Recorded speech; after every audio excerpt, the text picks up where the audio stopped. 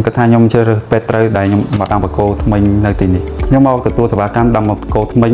ពីគ្រាប់នៅ clinic ថ្មិញសម្ផស្សពេជ្រខ្ញុំស្គាល់ clinic តាមមិត្តភ័ក្តិដែលគាត់ណែនាំមកព្រោះគាត់ធ្លាប់មកពុតថ្មិញនៅទីនេះដែរបញ្ហាដែលខ្ញុំមកទទួលសេវាកម្មដាំបកគោថ្មិញនៅទីនេះដោយសារតែថ្មិញគៀមរបស់ខ្ញុំ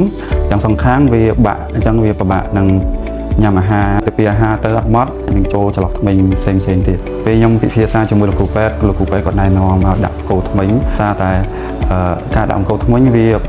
មានផលចំណេញច្រើនទុកថ្មិញថ្កៀមមុខនិងថ្កៀមក្រោយដែលវាចន្លោះកណ្ដាលមិនប៉ះពាល់ដល់ថ្មិញសងខាងបើយើងដាក់ថ្មិញជាប់វា